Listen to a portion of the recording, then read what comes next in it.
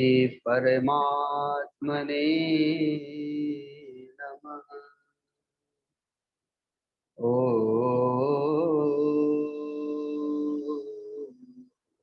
श्री गुरुवे नमः। ओ श्री गणेशाय नमः। ओ नमो भगवते वासुदेवाय। गुरुर्ब्रह्मा गुरुर्विष्णु गुरुर्देवो महेश्वर। गुरुर्साक्षात् परं ब्रह्म तस्मै श्री गुरुवे नमः। अखण्डमण्डलाकारं व्याप्तं येन चराचरं तत्पदं दर्शितं येन तस्मै श्री गुरुवे नमः। ध्यानमूलं गुरुर्मूर्ति पूजामूलं गुरुर्पदम्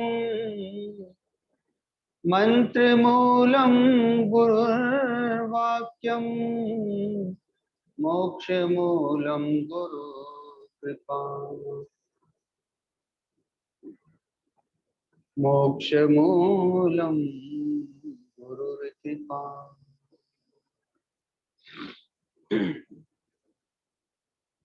एक भजन पहले लेंगे।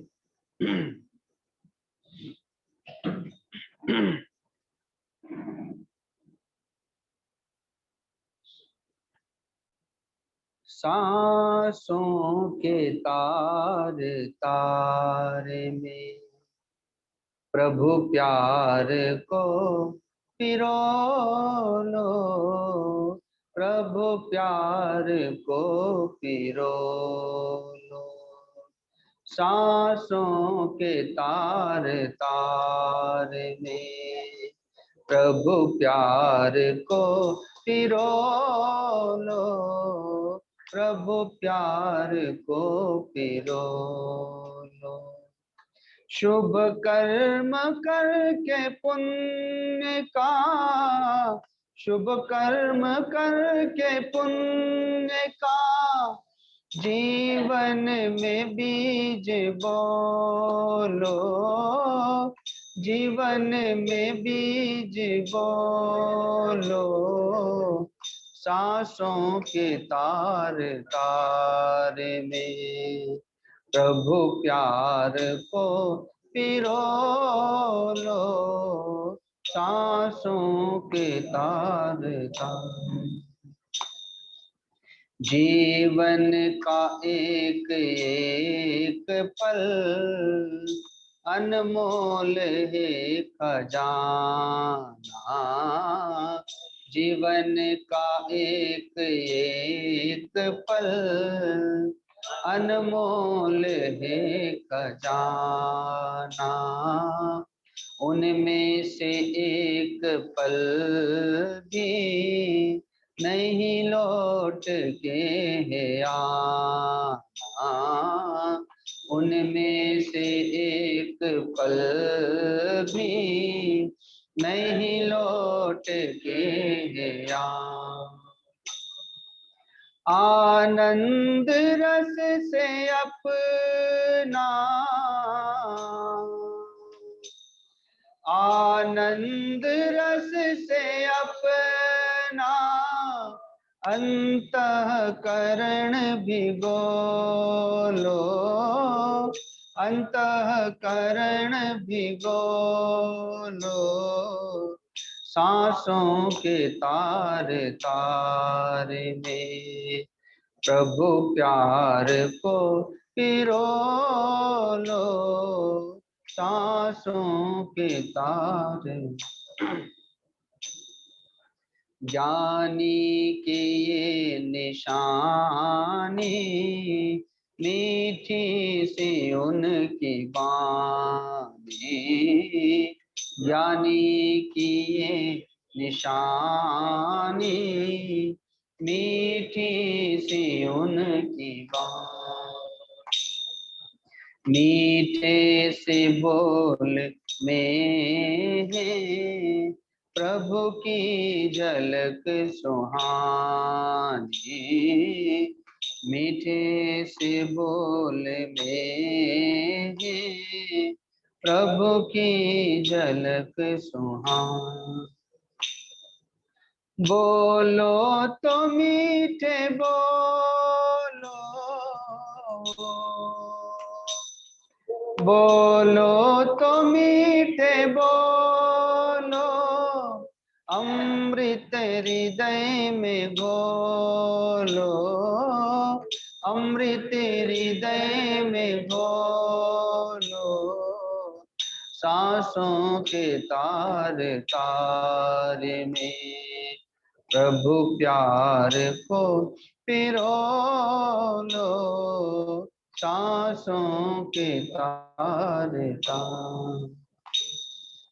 बीती का गम सुना कर वो मिट गया अंधेरा, बीती का गम सुना कर वो मिट गया अंधेरा, खुलती जहाँ पे आँखें होता वही सवेरा, खुलती जहाँ पे आँखें होता वही सवेरा।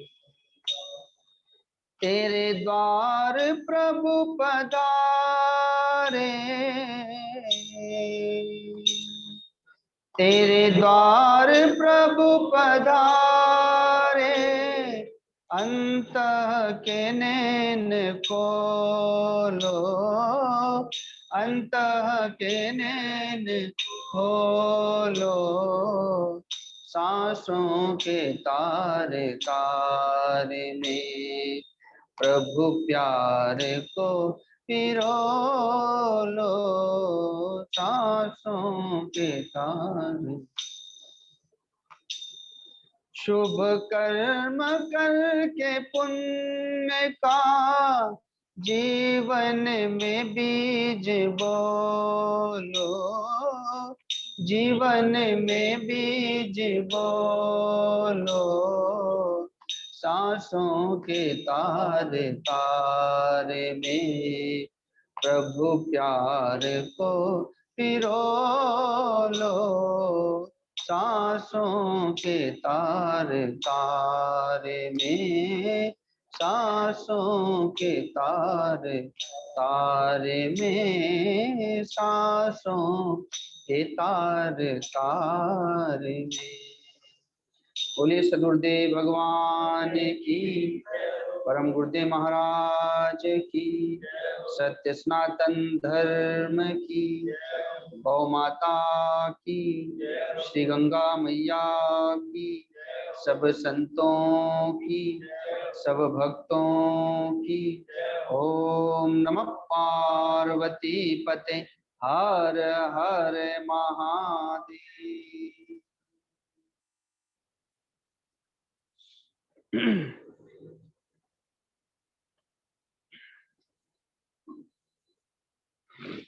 जो बंजर भूमि होती है, बंजर भूमि में तो बीज बोया नहीं जाता है, क्योंकि वहां बीज बोने से कोई फायदा नहीं, वो बीज भी नष्ट हो जाएगा। तो बीज तो उसी स्थान पर बोया जाता है जहां पर भूमि उपजाऊ हो। लेकिन एक बात है, क्या प्रमाण है कि भूमि उपजाऊ है? तो किसान खेत देख करके खरीदता है कि इसमें घास फूस झाड़ी उगती है कि नहीं उगती। अगर बढ़िया घास हो रही है तो इसका मतलब फसल भी बढ़िया होने वाली है। घास को काट देंगे और उसे हल चला करके जल दे करके कोमल बना देंगे, उसके बाद उसमें बीज बो देंगे। तो किसान जानता है, इसलिए वो घास से भयभीत नहीं होता, क्योंकि घास अच्छी हो रही है तो फसल भी अच्छी होगी, और अगर घास नहीं हो रही है तो फिर भूमि लेने से कोई मतलब नहीं हो, तो बंजर भूमि है उसमें फसल भी नहीं होगी। तो वैसे ही हमें जो शरीर मिला है, तो शरीर में यदि काम क्रोध लोभ मोह राग द्वेष की झाड़ियां हैं तो उससे घबराने की आवश्यकता नहीं है, क्योंकि यदि उसमें काम क्रोध लोभ मोह राग द्वेष है तो इसका मतलब है कि इसमें अच्छा बीज भी बोया जा सकता है, और ये घास फूस के समान है, इनसे भयभीत न होकर के इन्हें निकालते रहेंगे और भगवान के बीज को बढ़ाते रहेंगे, भगवान के नाम ध्यान आदि बीज को बढ़ाते रहेंगे। केवल दिशा बदल देने की बात है। रत्नाकर डकैत ब्राह्मण हैं, लेकिन फिर भी डकैती करते,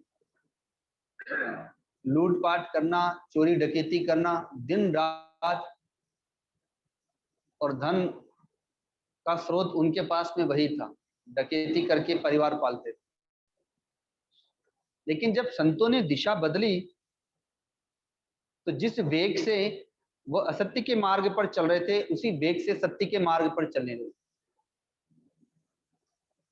गोस्वामी तुलसीदास जी पहले अपनी धर्मपत्नी में आसक्त थे, उनका चित्त काममय था, दिशा बदल दी तो राममय हो गए। अबलो नसानी अबना नसे हो, राम कृपा भोलो नसानी अबना डसे हो, अबना डसे। भक्त ध्रुव में वेग था कि 5 वर्ष की उम्र में मां के व्यंग वचन सहन नहीं कर पाए, इतनी छोटी सी अवस्था में उनको विवेक मिल गया था। माँ और पिता के व्यवहार को और व्यंग वचनों को वो समझ गए और उनको बड़ी पीड़ा होती, तो अपनी माँ सुनीति के पास जाकर के जब रोते हैं तो माँ ने जब उपदेश दिया तो दिशा बदल गई उनकी, और उसी वेग से वे वहां से चल दिए। 5 वर्ष का बालक वन में अकेला जा रहा है, जहां माँ सुनीति का इतना बड़ा त्याग है कि अपने इकलौते पुत्र को वन में भेज रही हैं, तो कैसा संस्कार दिया होगा माँ ने कि 5 वर्ष का बालक घर द्वार छोड़ करके और अकेले वन में जा रहा है। एक राजकुमार है जो सदा रथ पर सवारी करने वाला, जिसके आगे पीछे सेवक चलने वाले, आज वो अकेले ही पैदल जा रहा है वन में तपस्या करने के लिए। उसको तो पता भी नहीं कि वन क्या होता है। 5 वर्ष के बालक को, वो कभी जंगल गए नहीं तो उनको पता भी नहीं कि जंगल क्या होता है, जंगल में क्या मिलेगा, भजन कैसे करना है, साधना कैसे करनी है। बस एक वेग है कि परमात्मा को प्राप्त करना और चल देते। तो भगवान के लिए चलने वाले को सद्गुरु की प्राप्ति होती है। देवर्षि नारद जी प्राप्त होते हैं और मार्गदर्शन करते हैं। कह दिया कि छोटे बालक को भूख बहुत लगती है, नींद बहुत आती है, तो खड़े होकर के तपस्या करना, क्योंकि बैठे बैठे करेंगे तो नींद आ जाएगी, तो खड़े होकर के तप करने की शिक्षा दी। और भूख के लिए प्राणायाम बताया, और बताया कि किस प्रकार विधि के साथ में अन्न का, फल का और जल का त्याग करना, एक बाइक नहीं करना है, धीरे धीरे करना। यद्यपि भक्त ध्रुव पूर्व के संस्कार को लेकर के आए थे, लेकिन फिर भी वर्तमान में भी तो त्याग किया उन्होंने। तो कहने का तात्पर्य यह है कि जिस खेत में घास फूस झाड़ियां हैं उसी खेत में सुंदर बीज बोया जा सकता है। कहीं भी हमने शास्त्रों में, इतिहासों में नहीं देखा कि कहीं भी नपुंसक ने किसी बात में आगे उन्नति प्राप्त की हो, चाहे भौतिकता में या चाहे आध्यात्मिकता में। मानो उनका हृदय बंजर भूमि के समान।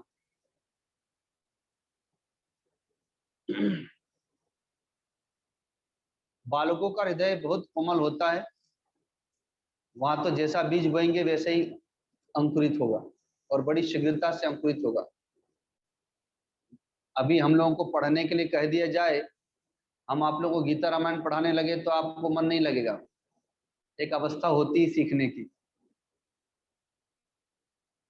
तो बाल्यावस्था से लेकर 10-20 वर्ष तक की जो आयु होती है वो सीखने की और पढ़ने की आयु होती है। इस इतने में आपने जो प्राप्त कर लिया, जो सीख लिया, जो समझ लिया, धारण कर लिया, ज्यादा ज्यादा 25 वर्ष तक की आयु। अब उसके बाद में अब वो जो सीखा है अब उसी पे वो गमन करता है।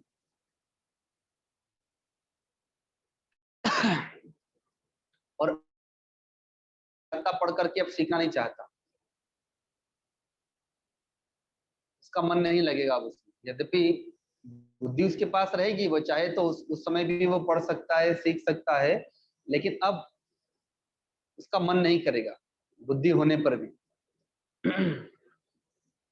तो इसी पर एक छोटी सी बात याद आ गई। जैसे अभी बालक ने गीता जी का श्लोक गाया 4थे अध्याय का, तो जैसा सिखाएंगे वैसा ही उसे सीखना है। तो शिक्षा और दीक्षा के विषय में पहले भी कई बार बताया, दृष्टांत दिया है आप लोगों को कि एक तो शिक्षा होती है जो हम भौतिक जीवन में अभी जो पढ़ाई पढ़ रहे हैं वो केवल पास होने के लिए पढ़ते हैं, हमारे आचार विचार व्यवहार में उससे कोई लेना देना नहीं, जिसको हम कहते हैं रटन विद्या। विद्यालय में बस पुस्तकों को रटा दिया जाता है, घर आते तो बस दिमाग में रहता होमवर्क करना है। अब होमवर्क कर दिया, छुट्टी हो गई, और वहां जा करके वापस पढ़ लिया और उसे होमवर्क को दिखा दिया, और बस अब वो पास होने के लिए हमने उसे लिख दिया। हमने उसे अपने जीवन में क्या सीखा, अपने आचरण में क्या उतारा। और ऐसे ही हम कम से कम 12, 15 और कभी कभी तो 20 साल तक पढ़ाई में अपना जीवन बिता देते हैं, लेकिन उसका हमारे आचरण पर कोई प्रभाव नहीं पड़ता, क्योंकि वो आचरण की पढ़ाई होती नहीं है, वो भौतिक पढ़ाई है। इसीलिए मानस में आया है कि माता पिता बालक ने बुलावई, उधर भरे के सीख सिखावई। ये सब पेट भरने की शिक्षा है। पढ़ लिख करके डॉक्टर बन जाएंगे, इंजीनियर बन जाएंगे, या व्यवसाय के योग्य हो जाएंगे। लेकिन एक होती है दीक्षा, तो शिक्षा के साथ साथ में दीक्षा भी आवश्यक है।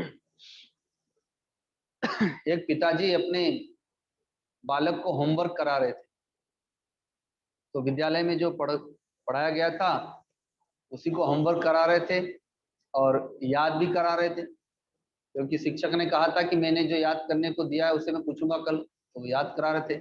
झूठ नहीं बोलना चाहिए, चोरी नहीं करना चाहिए, छल कपट नहीं करना चाहिए, सत्कर्म करना चाहिए, पाप कर्म नहीं करना चाहिए, किसी को सताना नहीं चाहिए, दूसरे की वस्तु की चोरी नहीं करना चाहिए, आदि आदि कुछ सूत्र थे, उन्हें रटा रहे थे। तो बालक भी बड़े प्रेम से, तो बालक का हृदय बड़ा कोमल होता है, यदि उसे समझा करके सिखाया जाए तो वो उसके आचरण में उतरने भी लगेगा।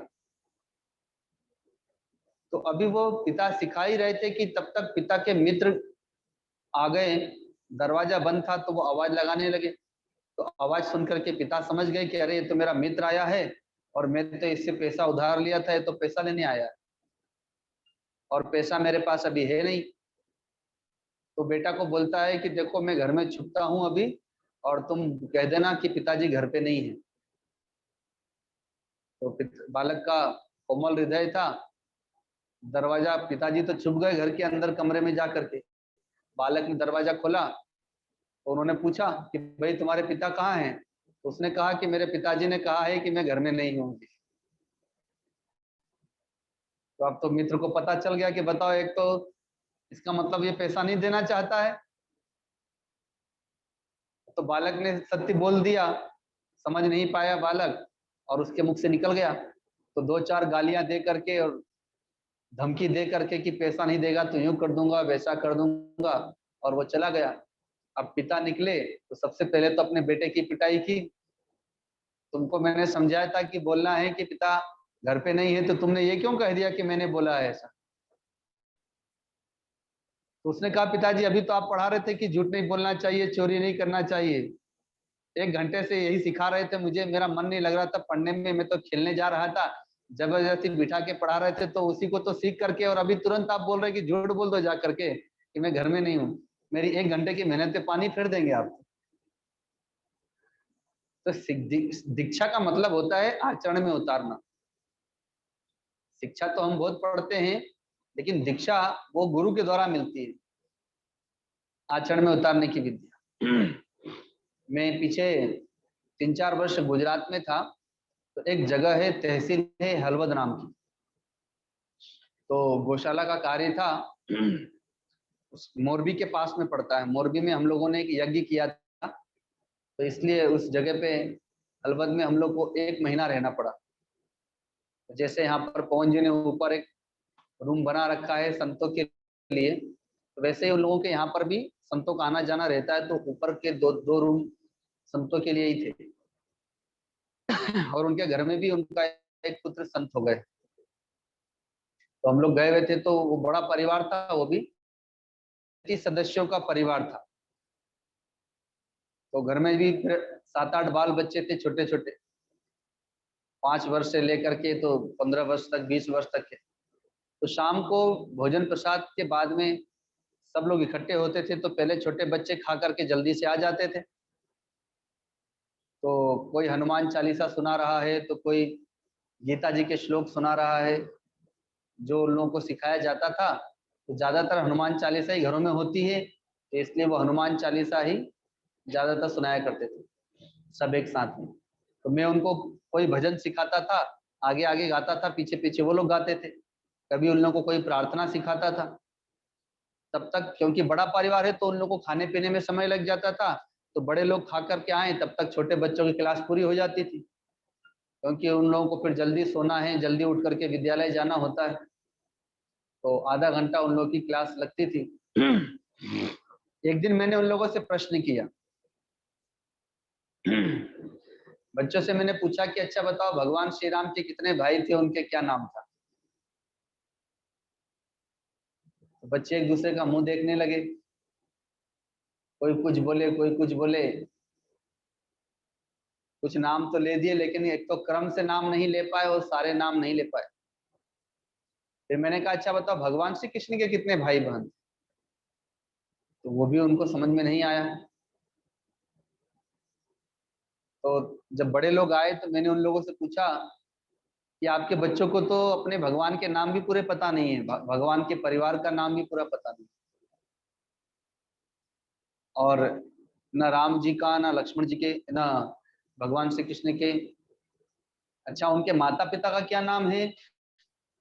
तो उसमें भी उलझ गया दिमाग, क्योंकि भगवान श्री राम की माँ, लक्ष्मण जी की माँ, भरत जी की माँ, और इधर भगवान श्री कृष्ण के भी 2 माता पिता है, तो उसमें भी उलझ गए बच्चे लोग, क्योंकि इसमें कभी दिमाग लगाया ही नहीं।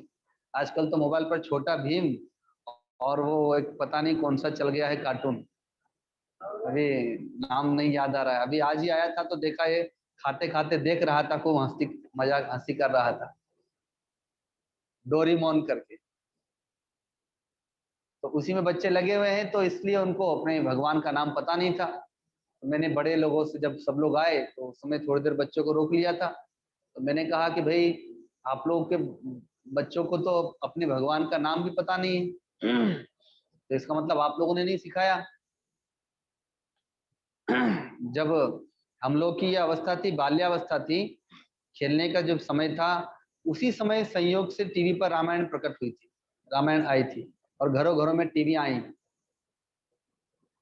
तो उस रामायण को देखने के लिए हम लोग भी छुप करके जाते थे दूसरों के घरों में, जिनके यहाँ टीवी आ जाती थी।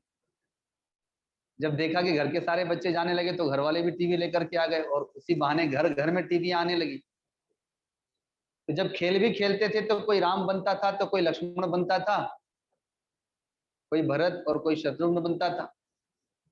धनुष बाण बना करके सब खेल खेलते थे। कोई हनुमान जी बन जाता था, गदा लेकर के चलने वाला।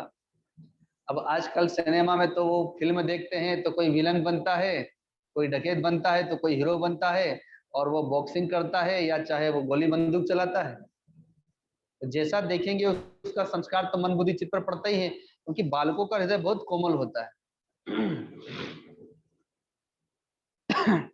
तो मैंने कहा कि भाई, आप लोग जो बड़े लोग हैं, अच्छा संयोग की बात थी कि उन लोगों के घरों में टीवी की परंपरा प्रवेश नहीं की थी अभी। कि सबके घरों में अलग अलग रूम हो, अलग अलग टीवियां हो जिसमें सब अलग अलग देख रहे हो। उनके घरों में चूंकि संयुक्त परिवार था, बड़ा परिवार था, तो अभी ये परंपरा नहीं थी। कि बहुत अच्छी परंपरा थी कि घर में उनके जो माता पिता थे वो लगभग 85 वर्ष के, 84 वर्ष के होंगे। उस सुबह 4 बजे उठ के स्नान करके घर के आंगन में तख्त के ऊपर बैठ जाते थे, माला लेकर के अपना जप करते रहते थे। तो उनके 4 बेटे थे। सब जब जब जो भी स्नान करके आए, बेटा बहू अपने कमरे से निकलते थे, माता पिता को प्रणाम करते थे। दूसरे आए, वो माता पिता को प्रणाम करते थे, फिर भैया भाभी को प्रणाम करते थे। तीसरे आए, माता पिता को प्रणाम किया, दोनों भैया भाभीियों को प्रणाम करेंगे। फिर चौथे आए, माता पिता को प्रणाम करेंगे और तीनों भाई और तीनों भाभीियों को प्रणाम करेंगे। अब उसके उपरांत उनके घर में जितने बाल बच्चे हैं वो सब क्रम से अपने से बड़ों को प्रणाम करेंगे। ये परंपरा देख करके तो अपने आश्रम की याद आती कि जैसे हम लोग अपने आश्रम में रहते हैं तो गुरुदेव को प्रणाम करना, सारे गुरु भाइयों को प्रणाम करना। हम लोग गुरुदेव के 70-80 गुरु भाई शिष्य हैं, तो जो छोटा है वो तो सबको क्रम से करेगा, 10 मिनट तो उसको प्रणाम करने में ही लग जाएगा। तो बहुत अच्छा लगा कि इनके घर में इतनी बढ़िया परंपरा है। अभी माता पिता ने बहुत सुंदर संस्कार दिया। और उसके उपरांत ही सब जलपान करके फिर अपने अपने व्यवसाय पर जाते थे, अपना अपना कार्य करते। शाम को जब लौट के आएंगे तो फिर वापस घर के आंगन में माता पिता बैठे मिलेंगे। अब शाम की संध्या में भी वो जप कर रहे होते थे, बच्चे लोग आते थे, प्रणाम करते थे, थोड़ी देर बैठे, कुछ हालचाल पूछा, कुछ बातचीत हुई और घरों में गए, स्नान किया, संध्या वंदन की, अपना भोजन प्रसाद पाए। सब लोग जो भी आते गए अपने अपने काम से वो प्रणाम करते गए। अब खाने के बाद टीवी नहीं चलती थी उनके, वहां पर 2 बैठक होती थी। घर में जितनी माताएं हैं वो एक अलग तरफ बैठ जाएंगी और घर के जितने पुरुष वर्ग हैं वो एक तरफ बैठ जाएंगे। अब वो चिंतन करेंगे, भाई आज तुम गए थे फलाना काम करके आए, क्या हुआ उस काम का, आज खेती में अपना क्या चल रहा है, आज फैक्ट्री में क्या चल रहा है। वो आपस में विचार विमर्श करेंगे उसमें। जैसा कि पवन जी एक दिन बता रहे थे कि जब हम लोग पुराने मकान में थे, बड़ा परिवार था, 30-40 सदस्य थे, तो रोज शाम को बैठते थे अपनी दादी के पास। सब उसी में, कोई कहीं बैठ गया, कोई कहीं बैठ गया, कोई दरवाजे के पास खड़ा है, कोई खिड़की पर बैठ गया, और सब यही चर्चा करते थे। सामाजिक चर्चा, पारिवारिक चर्चा, व्यवसायिक चर्चा। तो उसमें ये विचार विमर्श होता था कि भाई ये अपना बालक गलत दिशा में जा रहा है, इसको सही करना है, क्या करें, ये बहू ऐसी आ गई है, इसके लिए क्या करें। अर्थात घर की हर चर्चा को वो उस पर विचार विमर्श होगा। व्यापार में कहीं लाभ हो रहा है, कहीं हानि हो रही, तो उस पर विचार विमर्श होगा। समाज में कोई कार्य है तो उस पर विचार विमर्श होगा। तो ठीक वो वहां पर हमने देखा। तो पुरुष वर्ग अपना अलग पारिवारिक, सामाजिक और व्यवसायिक चिंतन करते थे, और माताएं अपने पारिवारिक और अपने बाल बच्चों के लिए आपस में चिंतन करती थी, अर्थात विचार विमर्श करती थी। कोई भी समस्या आ गई तो वो समस्या को वहां पर रखते थे। अगर वहां पर हल हो गया अपनी अपनी जगह पर, नहीं हुआ तो फिर माता पिता के पास में वो समस्या लाई जाती।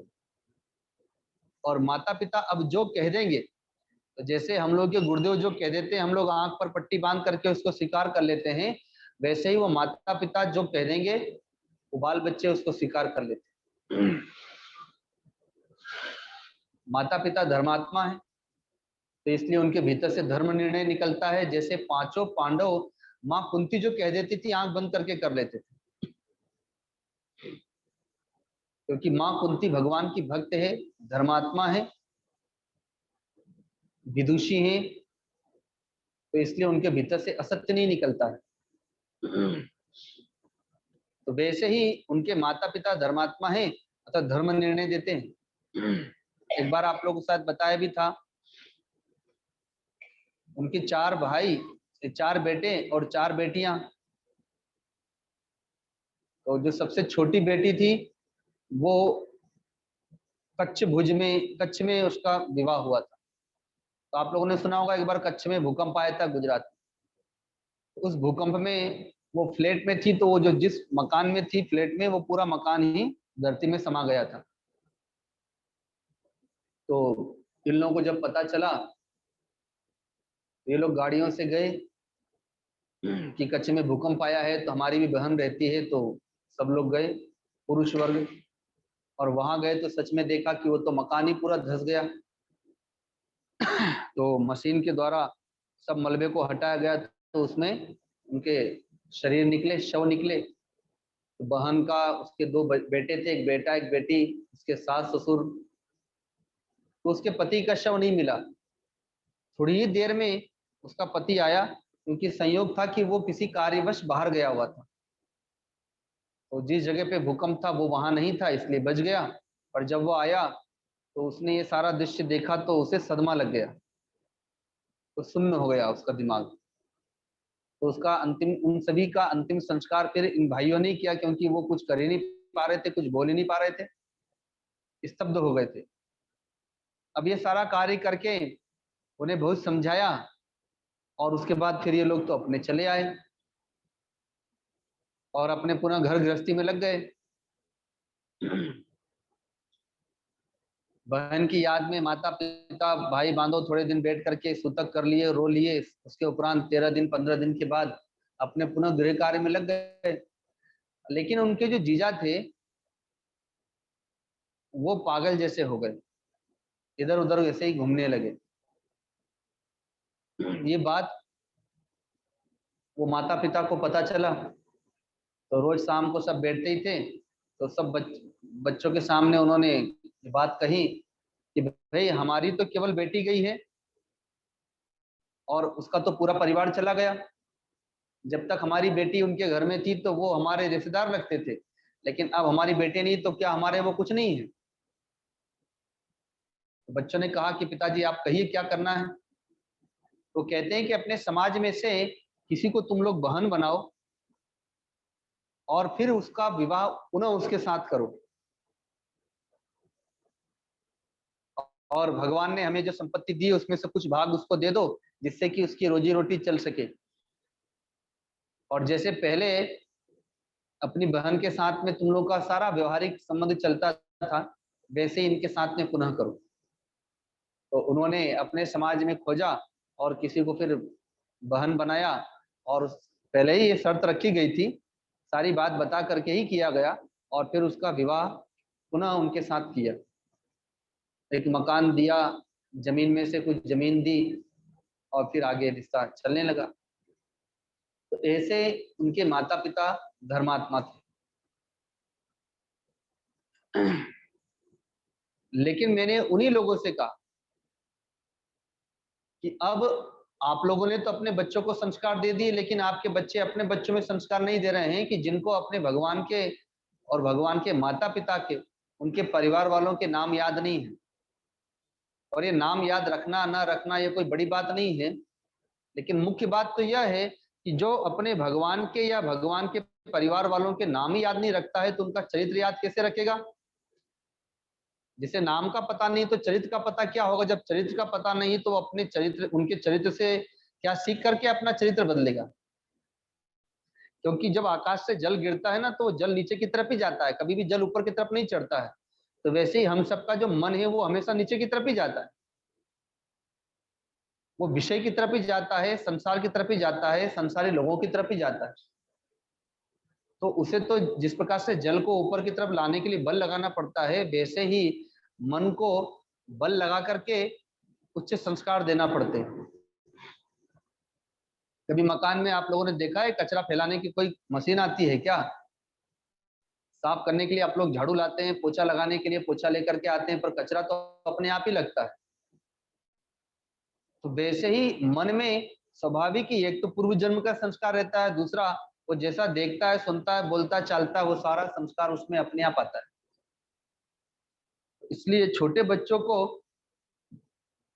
बड़े लोगों की जिम्मेदारी, पहले दादा दादी कहानी सुनाया करते थे।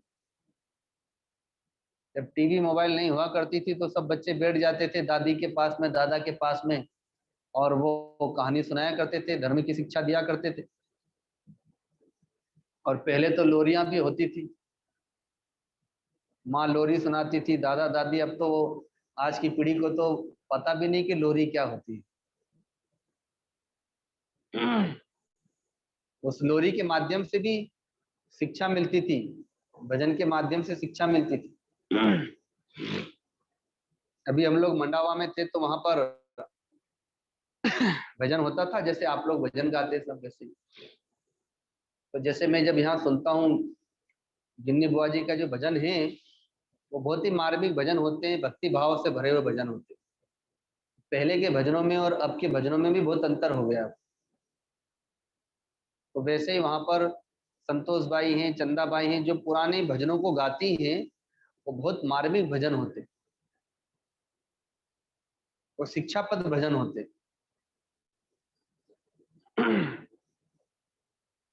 तो इसलिए बड़ों को ही शिक्षा देना प्रारंभ करना होगी छोटों को। लेकिन जैसे वो उदाहरण दिया था ना शिक्षा और दीक्षा का, तो पहले हमें भी अपने आचरण में लेकर के आना पड़ेगा। जैसे आज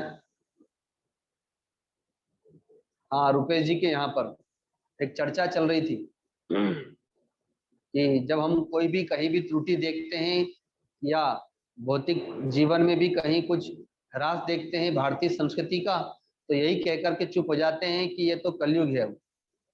अब कलयुग है इसलिए क्या करें, इस बात को स्वीकार करके मौन हो जाते हैं हम लोग। लेकिन ऐसा नहीं है। हमारे गुरुदेव कहते हैं कि भक्त के लिए कभी कलयुग नहीं आया और न कभी आने वाला है। साधक के लिए कभी कलयुग नहीं आया, न आने वाला है। वे कहते हैं कि ये सूर्य वही है जो सतयुग में था, और तभी से ही अपने समय का पालन कर रहे हैं और आज भी अपने समय का पालन कर रहे हैं। ऐसा नहीं कि कलयुग में ये उनको प्रमाद हो गया है, ये विलंब से आते हैं या अपना प्रकाश कम देते हैं। और चंद्रमा भी वही है, ये तारे भी वही हैं, ये समुद्र भी वही है, ये पर्वत भी वही है।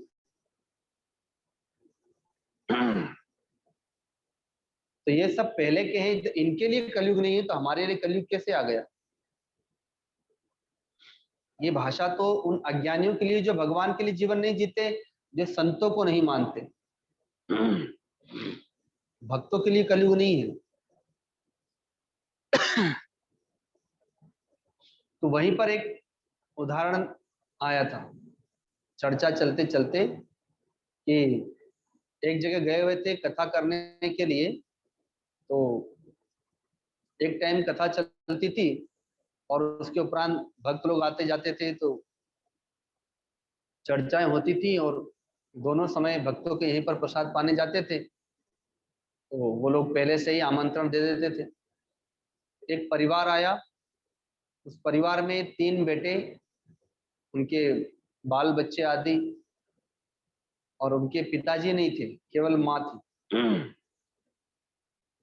और माँ अत्यंत वृद्ध हो गई थी, जैसे अपनी बुआ जी हैं अब वृद्ध हो गई हैं, कमर भी झुक गई पहले से, तो वैसे ही वो माँ अत्यंत वृद्ध थी और वो लाठी के सहारे चलती थी, कमर झुक गई थी उनकी।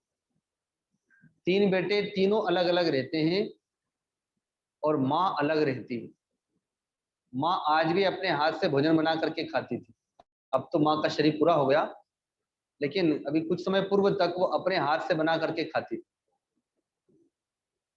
बेटे बहुओं के कहने में माँ पर दया आती है, लेकिन बहू के कारण से कुछ कर नहीं पाते हैं। अगर कोई रखे तो कहे कि तुम क्यों रख रहे हो, वो दोनों क्यों नहीं रखेंगे।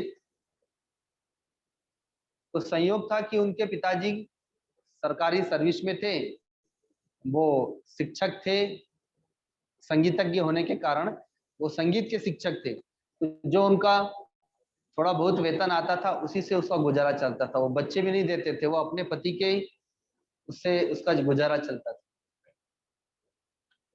और उससे भी ज्यादा दुख की बात यह थी, ये उन लोगों ने तो नहीं बताया, लेकिन आस पड़ोस के लोगों ने बताया मुझे, उससे भी दुख की बात तो यह थी कि वो उस अवस्था में बाजार तो जा नहीं सकती वो, तो सामान लेने के लिए यदि वो अपने पोतों को बुलाती है तो उनकी माँ आने नहीं देती पोतों को। तो बिहार की बात है। तो कई दिन उसको ऐसा भी करना पड़ता था कि सत्तू खा करके वो रहती थी, तो कभी चूड़ा खा करके रहती थी, पर वो किसी से कुछ कहती नहीं थी अपना दुख, क्योंकि उसको पता है मेरा दुख मैं कहूंगी तो कोई सुनने वाला नहीं है, बाहर के लोगों को कहूंगी तो वो केवल हंसी करेंगे, और बच्चों को कह करके कोई मतलब नहीं, क्योंकि कोई सुनने वाला है नहीं। तो वही पूरा परिवार अपनी माँ के साथ में वो कथा में आए और उन्होंने आमंत्रण दिया कि आप एक दिन का प्रसाद हम लोगों के यहाँ भी करिए। यद्यपि तीनों भाई अलग अलग रहते हैं, पर उन लोगों ने सोचा कि प्रसाद एक जगह रख लेंगे और पूरा परिवार भी वहीं इकट्ठा हो जाएगा, प्रसाद भी हो जाएगा, सत्संग हो जाएगा थोड़ी देर के लिए। तो अब मैंने उनके सामने पूरी सत्य बात तो नहीं खोली, लेकिन मैंने उनको कह दिया कि भाई मेरे पास तो समय नहीं है प्रसाद पाने का, क्योंकि सारी बुकिंग पहले ही हो चुकी है, सब लोगों ने नाम लिखा दिया है, तो अब तो जगह खाली नहीं है, अब अगली बार आप लोगों के यहाँ प्रसाद होगा। वो बहुत अनुनय विनय किए, लेकिन मैंने ऐसा कह करके साफ कि भाई अब मैं किसी को मना नहीं कर सकता जो पहले से नाम लिखा दिए। लेकिन मन में मैं कहता था कि जिसके घर में माँ के लिए रोटी नहीं है तो फिर हम क्यों खाने जाएं उसके घर में। माँ अपने हाथ से बना के खा रही है कि एक माँ 3 बच्चों को जन्म दे करके पाल पोस के बड़ा कर देती है, और 3 बच्चों के पास में एक माँ को खिलाने के लिए रोटी नहीं है। और चलो वो उसके पास तो पैसा है, वो पैसा देगी तो कम से कम उसके लिए राशन तो ला करके दे दो, तो वो भी नहीं कर सकते आप लोग। वो तो आपसे वो भी नहीं मांग रहे कि रोटी दो मुझे, उसके पति का जो आता था उसी से उसका गुजारा चलता है, लेकिन कोई तो बाजार जाने वाला चाहिए, वो इतनी वृद्ध है कि वो कैसे जाएगी। तो उस दिन कथा चल रही थी, यद्यपि वो भागवत कथा थी, लेकिन उसके बीच में मैंने ये कुछ विषय ला करके उन लोगों को सुनाने के लिए एक दृष्टांत डाला कि बचपन में मुंशी प्रेमचंद्र जी की एकांकी पढ़ी थी विद्यालय में कि एक परिवार में एक बेटा था, उसका विवाह हुआ, नई बहू आई, तो वो घर के आचार विचार व्यवहार को देखती है, समझती है कि यहाँ पर कैसे क्या कार्य होता है। वो क्या देखती है कि उसकी जो सासू माँ है, तो सासू की सासू भी अभी जीवित है। तो घर की जो सासू माँ है वो अपने सास की सेवा करती है। किस प्रकार से, तो घर में एक छोटा सा रूम, छोटा सा कक्ष दे दिया, उसमें टूटे फूटे मिट्टी के बर्तन दे दिए, एक टूटी फूटी खाट दे दी, उस पे फटी हुई गोदड़ी दे दी, और फटे चिथड़े कपड़े उन्हें देती है पहनने के। अब वो बिस्तर पर ही माँ रहती है, तो रूखा सूखा भोजन देती है मिट्टी के पात्र में। तो अब ये नई नई आई है, देखती है, दुख तो होता है, लेकिन अब वो सासू से कहेगी तो सासू उसे जवाब दे देगी, डांट देगी, इसलिए वो चुपचाप अभी देखती रहती है और चोरी चुपके से अपनी बड़ी सासू माँ की वो सेवा कर देती जब सास को पता न चले।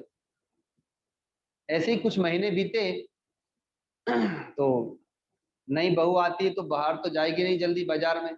कुछ महीने बीतने के बाद अब घर के काम से राशन पानी फल सब्जी आदि लेने के लिए वो जाने लगी बाजार। तो जब भी वो जाती थी तो बाजार से फिर कुछ खरीद के लाती थी, तो क्या लेके आती थी, कभी मिट्टी का कोई बर्तन खरीद लाती थी, कभी फटे पुराने कपड़े लेकर के आ जाती। तो 2-4 बार होते होते सास ने पूछ लिया कि ये सब क्या कबाड़ा खरीद करके लेकर के, ये फल साग सब्जी लेकर के आती है, राशन लेकर के आती है, वो तो ठीक है, पर ये मेले कुचेले फटे कपड़े लेके आई है और ये मिट्टी के बर्तन लेकर के आई, ये सब क्या कर रही है। तो कहती है कि माता जी मैं आगे की तैयारी कर रही हूँ।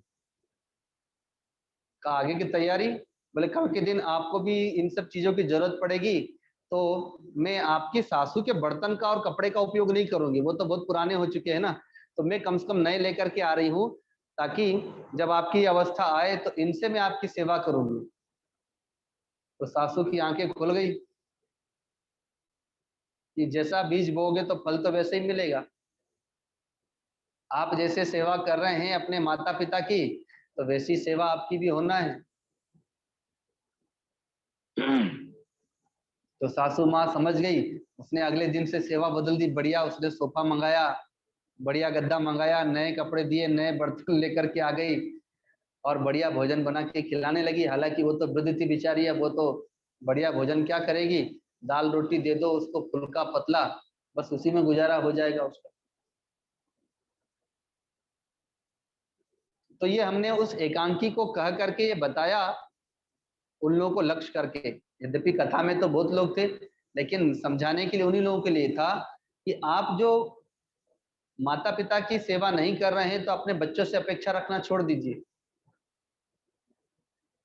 कि आप बड़े प्रेम से बच्चों को लाड़ प्यार करके बड़ा कर रहे हैं, उसकी हर इच्छाएं पूर्ण कर रहे हैं और उसको पढ़ाने के लिए दिन रात मेहनत कर रहे हैं कि डॉक्टर बनेगा, वकील बनेगा या हमारी फैक्ट्री को संभालेगा।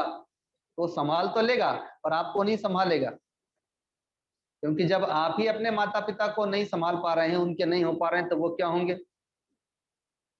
वो आपसे ही सीखेगा कि अपने माता पिता की आपने कैसे सेवा की, आपसे ही सीखेगा वो। जैसे जब आप लोग 2-3 साल पहले पुराने मकान में थे तो वहां पर जब मैं आता था तो अभी पवन जी के पिताजी भी थे, अत्यंत वृद्ध थे। तो सुबह देखता था कि इतनी वृद्धावस्था में पवन जी स्वयं अपने पिताजी को स्नान कराना और वस्त्र बदलना आदि सब कुछ करते थे, जबकि नौकर चाकर से भी करा सकते थे।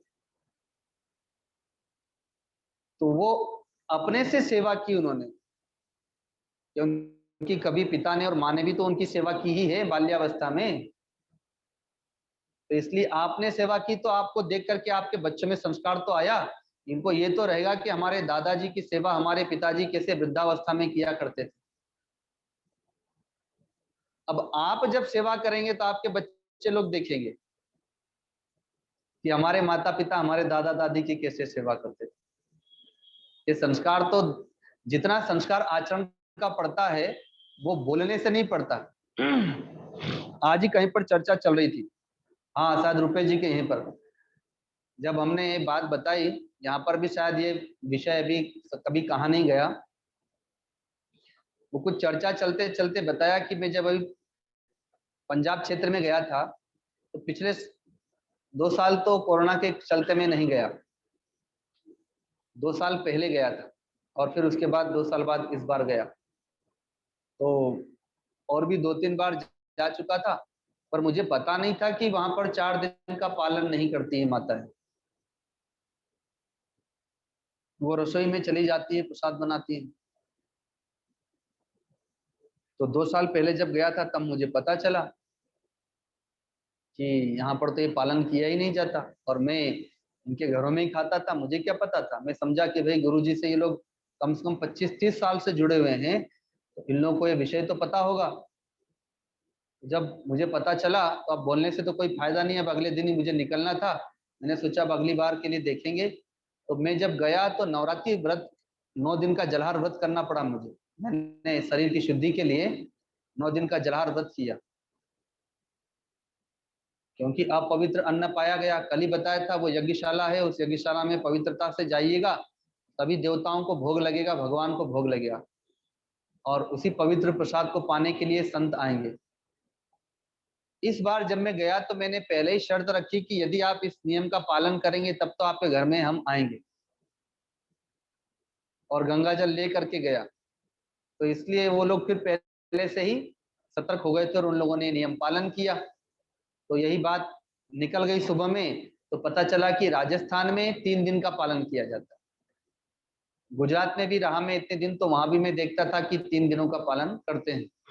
तो इन्होंने ये बात बताई कि गुरुजी स्वामी जी हम लोग यहाँ होता है। तो मैंने कहा वो तो मैं जानता हूँ कि गुजरात में 3 दिन का पालन होता है और राजस्थान में भी 3 दिन का होने लगा होगा, लेकिन जिसके घर में संत आते हैं, जहां संत आते हैं, कम से कम वहां तो 4 दिन का पालन होना चाहिए, क्योंकि भक्त ही तो पालन करेगा जगत में, और किससे अपेक्षा रखी जा सकती है।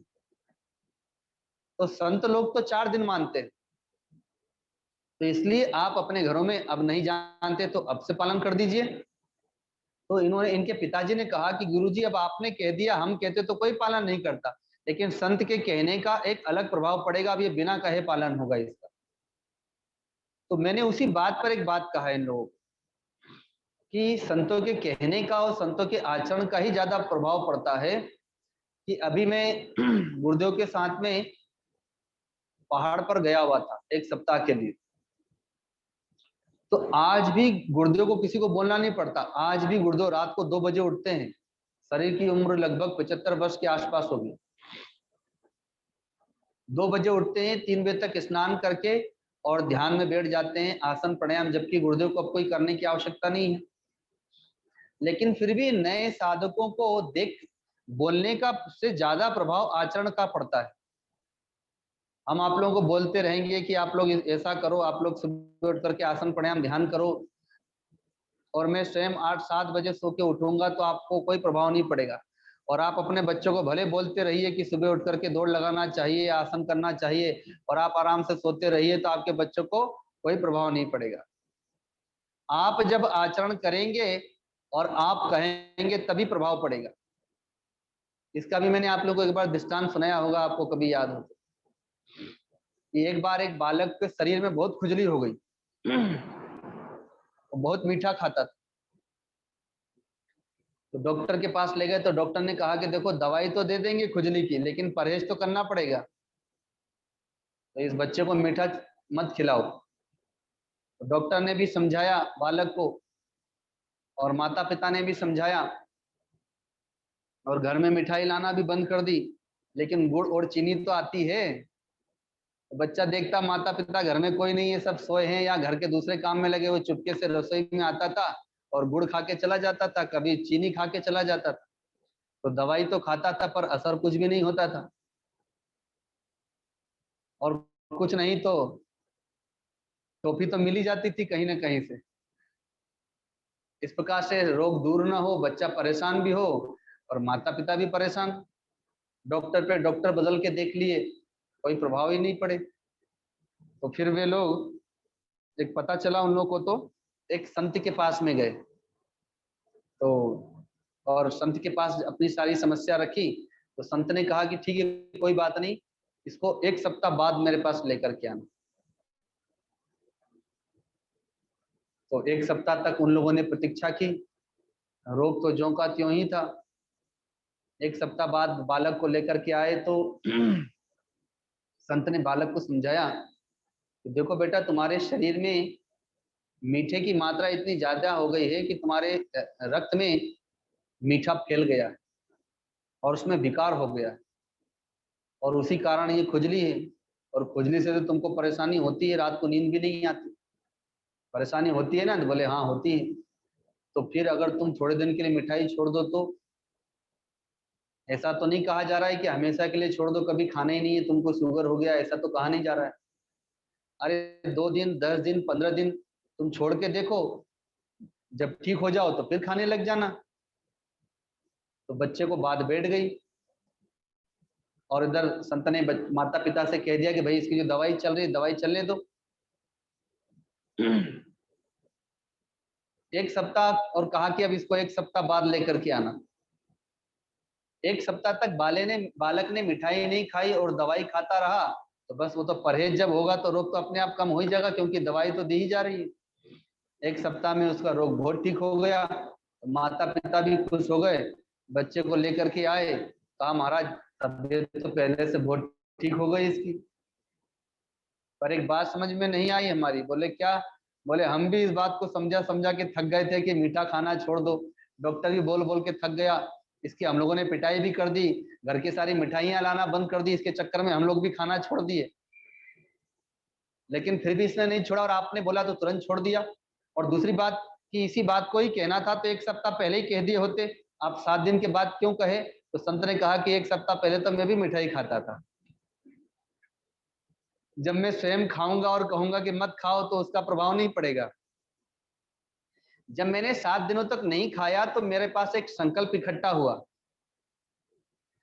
और जब मैंने बोला तो मेरे पास संकल्प था, वो संकल्प वहां पर काम करता है। तो यही बात है कि संत जब कोई बात कहते हैं तो वो अपने आचरण में उतारे हैं, तो उनके पास वो संकल्प है। अब कोई शास्त्र पढ़ करके कहेगा केवल, तो उसका इतना प्रभाव नहीं पड़ता, क्योंकि उसके आचरण में नहीं है। तो ठीक वही बात आप लोगों के लिए है कि आप माता पिता हैं, दादा दादी हैं, तो अपने बच्चों को आप क्या बनाना चाहते हैं, कैसे बनाना चाहते हैं, वो थोड़ा सा तो आप धारण करें, उसके बाद उसको कहें तो उस पर जल्दी प्रभाव पड़ेगा। शास्त्रों में यहां तक दिया है कि आपको कोई घर में संत पैदा करना है, तो वो योग लग्न ग्रहवार तिथि सब दी गई है कि आपको उच्च कोटि का संत या उच्च कोटि का भक्त घर में जन्म लाना है, अवतार कराना है, तो माता पिता को कितना संयम के साथ में जीवन जीते हुए रहना पड़ेगा। घर में किसी विद्वान को लाना है, किसी शूरवीर को लाना है, वो सब शास्त्र में दिया हुआ है। लेकिन अब शास्त्र पढ़ने का किसी के पास समय ही नहीं है। तो हम लोग क्या करते हैं कि जब कम से कम देख लिया कि इतना चित्त बहिर्मुख हो गया है, तो जब अभी किसी भक्त परिवार में हम लोग जाते हैं और यदि परिवार समर्पित है और उनके घर में कोई बहू, कोई बेटी यदि गर्भवती होती है, तो कम से कम उसको कह देते हैं कि भाई रामायण का पाठ करना, अर्थ के साथ करना, या किसी को कह देते हैं कि ये भागवत का पाठ करना, अर्थ करो। कम से कम उसका चित्त कुछ समय के लिए तो धर्म की चर्चा में जाएगा, क्योंकि उसको पता नहीं तो आजकल तो डॉक्टर ऐसे हो गए हैं कि खाना ये है, ये काम नहीं करना है, वजन नहीं उठाना है, एसी में रहना है, हर 15 दिन में दिखाने के लिए आना है।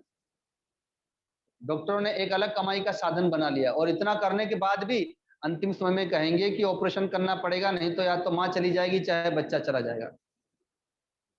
ऐसी परिस्थिति आ गई।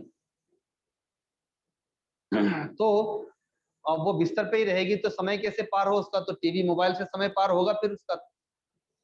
और उस समय वो जो भी देखती है, सुनती है, खाती है, पीती, सारा संस्कार उस बच्चे पर ही जाता है। तो इसलिए उन दिनों में कम से कम वो जब तक के साथ में रहे, वो सत्संग के साथ में रहे, स्वाध्याय के साथ में रहे, पूजा पाठ के साथ में रहे, या धार्मिक चर्चा करे परिवार में, परिवार का माहौल भी उस समय ऐसा हो कि वो सारा संस्कार उस बच्चे पर उसी के अनुरूप पड़ेगा। ऐसा हम लोग प्रयत्न करते हैं। तो इसलिए तो बड़े लोगों का ये पहला कर्तव्य है कि वो अपने से बच्चों को सात्विक संस्कार देने का प्रयत्न करें। क्योंकि आजकल हम क्या देखते हैं कि बच्चा थोड़ा रोया नहीं, ये उसको बस चुप करने के लिए बताओ क्या चाहिए, तो बोले ये चाहिए, तो तुरंत ला के दे देते। अब पहले घर में 8-10 बच्चे होते थे, 2-4 तो रो ही रहे हैं उसमें से। अब माता पिता के पास इतना फुर्सत नहीं है कि वो, संयुक्त परिवार था तो कोई चाची संभाल रही है, तो किसी को दादी संभाल रही है, तो किसी को ताऊ संभाल रहे हैं। तो अब उनकी इच्छा थोड़ी पूरी की जाती थी कि रो रहा है, क्यों रो रहा है, तो उसको मोबाइल चाहिए, तो उसको कोई इच्छा थोड़ी पूरी की जाएगी। तो वो जो चाहे वो आप मत दीजिए, आप उसका हित विचार करके दीजिए। आपको एक बात बताता हूँ, अभी ये जो कैलाश खेर का नाम आप लोगों ने सुना होगा, जो इतने बड़े सिंगर हैं, गायक हैं, जो अभी बाहुबली फिल्म में उन्होंने, जिन्होंने बहुत सुंदर गीत गाए, और भी कई फिल्मी गीत गाए। तो संयोग से भी कुछ समय पूर्व वो गुरुदेव का दर्शन करने के लिए आए हुए थे। परमार्थ निकेतन में उनका कोई कार्यक्रम था, क्योंकि वो, हाँ, उत्तराखंड की उनकी जन्मभूमि है, तो इसलिए उस क्षेत्र में आते रहते हैं। तो उनको पता चला तो गुरुदेव का दर्शन करने के लिए आए। तो उन्होंने बताया कि गुरुदेव, मेरा बालक 12 वर्ष का हो गया, मैंने उसको अभी तक मोबाइल नहीं दिया है। जो सेम टीवी मोबाइल पर छाया हुआ है और अपने बच्चे को मोबाइल नहीं देता है। वो कहता है कि अगर अपने बच्चे को बचा के रखना है तो मोबाइल से दूर रखना है। वो बॉम्बे में रहते हैं और एक दिन के 5000 लोगों का भोजन कराते हैं। उन्होंने कहा कि भगवान ने मुझे दिया है, तो जहां मैं रहता हूं उसके बगल में गुरुद्वारा है, बहुत बड़ा विशाल गुरुद्वारा है। तो वहां का अन्य क्षेत्र में एक दिन के 5000 लगभग लोग खाते हैं, वो सेवा भगवान मुझसे ही लेते हैं। और मैंने अपने बालक से कहा है कि तुम इतने वर्ष तक केवल मान लो, उसके बाद तुम जो कहोगे मैं तुम्हें ला करके दूंगा। अभी जब तक मेरी बात मानो, तब बाद में मैं तुम्हें दूंगा। कि वो जानते हैं कि बालक को कब तक, कितनी अवस्था तक संसार से और विषय से छिपा करके रखना है। पहले ब्रह्मचर्य आश्रम होता था, इसीलिए गुरुकुल में हर प्रकार की शिक्षाएं दी जाती थी। अब गुरुकुल तो है नहीं, तो हर प्रकार की शिक्षाएं कहाँ से दी जाएंगी? आज के बच्चों को तो पता भी नहीं कि ब्रह्मचर्य क्या होता है। 20 वर्ष 25 वर्ष तक वो पढ़ता है विद्यालय में, कॉलेज में, उसे शिक्षा तो मिलती नहीं। तो इतने बड़े संगीतज्ञ होकर के इतने बड़े नियम का पालन अपने बच्चों के लिए करते हैं। और बाकी उसकी हर इच्छा पूरी करते हैं, अर्थात भोजन चाहिए, जो चाहिए सात्विक प्रसाद ला के देते हैं, वस्त्र ला करके देते हैं, बढ़िया विद्यालय में पढ़ाते हैं। तो ये तो हमारे ऊपर निर्भर करता है ना कि हम बच्चों को कैसा बनाएं। तो ये तो धर्म के साथ साथ पारिवारिक चर्चा भी करना जरूरी है, क्योंकि शुरुआत यहीं से होगी। ये प्रथम सीढ़ी है, ये छत पर जाना है तो सीढ़ी का उपयोग तो करना ही पड़ेगा, तो पहली सीढ़ी से ही ना चढ़ेंगे, जो जहां पर है वहीं से ही शुरुआत करेगा, तो तभी जा करके भगवान के घर पहुंचेगा। तो अब छोटे से भजन के द्वारा वाणी को विराम देंगे। बोलिए सदगुरुदेव भगवान की।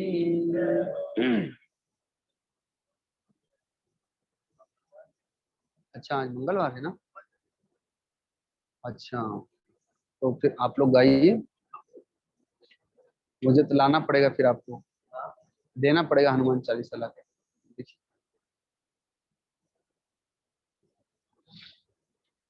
आज मंगलवार है तो इसलिए हनुमान चालीसा कर ली जाए। सभी लोग पीछे से गाएंगे। श्री गुरु चरण सरोज रज निज मनो मुकुर सुधार, बरनौ रघुबर विमल जसु जो दायक फल चार, बुद्धिहीन तनु जानिके सुमिरो पवन कुमार, बल बुद्धि विद्या देहु मोहि हरहु कलेश विकार, जय हनुमान ज्ञान गुण सागर, जय कपीश तिहु लोक उजागर, राम दूत अतुलित बल धामा, अंजनी पुत्र पवन सुत नामा, महावीर विक्रम बजरंगी, कुमति निवार सुमति के संगी, कंचन वरन विराज सुबेसा, कानन कुंडल कुंचित केशा, हाथ वज्र और ध्वजा विराजे, कांधे मुंज शंकर सुवन केशरी नंदन, तेज प्रताप महाजगवंदन,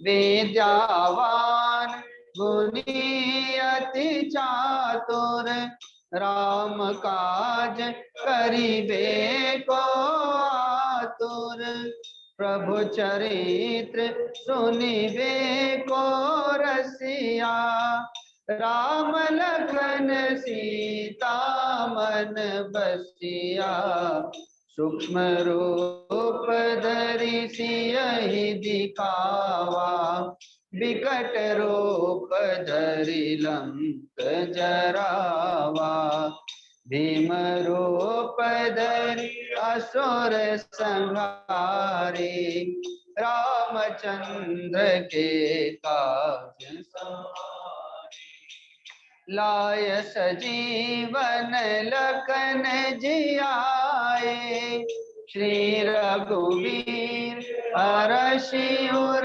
लाए, रघुपति कीनी बहुत बड़ाई, तुम मम प्रिय भरत ही सम भाई, सहस बदन तुमरो जस गावे, अस कहि श्रीपति कंठ लगावे, सनकादिक ब्रह्मादि मुनीसा, नारद शारद सहित यही सान।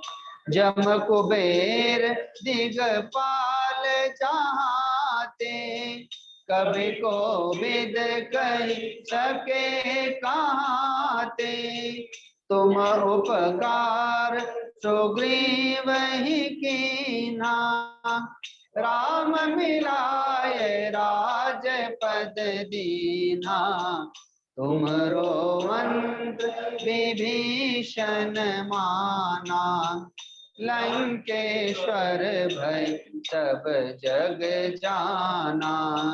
जुग सहस्र जो जन पर भानु, लील्योताहि मधुर तनु। प्रभु मुद्रिका मेलि मुख माही, जलधि लांघि गए अचरज नाहि। दुर्गम काज जगत के जेते, सुगम अनुग्रह तुम्हारे तेते। राम दुआरे तुम रखवारे, होत न आज्ञा बिनु पैसारे। सब सुख लहे तुम्हारी शरणा, तुम रक्षक काहू को। आपन तेज समारो आपे, तीनों लोग आकते कापे। भूत पिशाच निकट नहीं आवे, महावीर जब नाम सुनावे। नासे रोग हरे सब पीरा, जपत निरंतर हनुमत। संकट ते हनुमान छुड़ावे, मन क्रम वचन ध्यान जो लावे। सब पर राम तपस्वी राजा, तिनके काज सकल तुम साजा। और मनोरथ जो कोई लावे, सोई अमित जीवन फल पावे। चारों जुग परताप तुम्हारा, है प्रसिद्ध जगत उजियारा। साधु संत के तुम रखवारे, असुर निकंदन राम दुलारी। अष्ट सिद्धि नौ निधि के दाता, असबर दीन जानकी माता।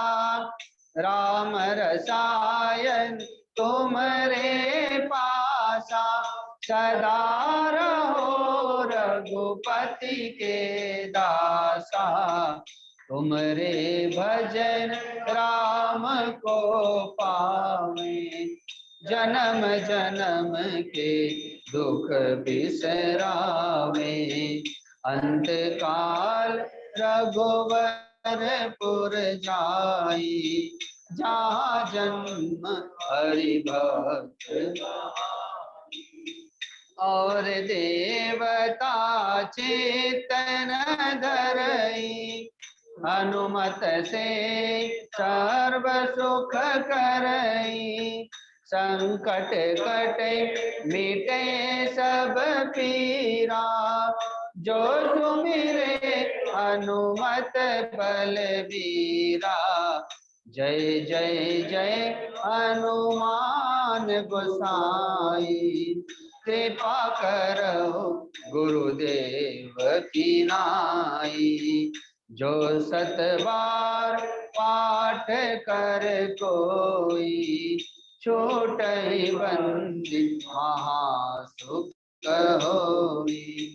जो यह पढ़े हनुमान चालीसा, होय सिद्धि साखी गौरी सा तुलसीदास सदा चेरा कीजे नाथ हृदय मडेरा कीजे नाथ हृदय महडेरा पवन तनय संकट हरन मंगल मूर्ति रूप राम लखन सीता सहित हृदय बसहु सुरभूप सियावर रामचंद्र भगवान की पवन पुत्र हनुमान जी महाराज की श्री गोस्वामी तुलसीदास जी महाराज की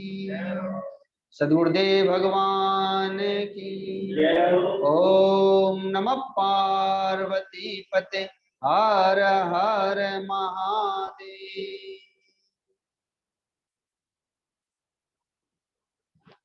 सभी भक्तगण आ जाएंगे प्रसाद लेने के लिए।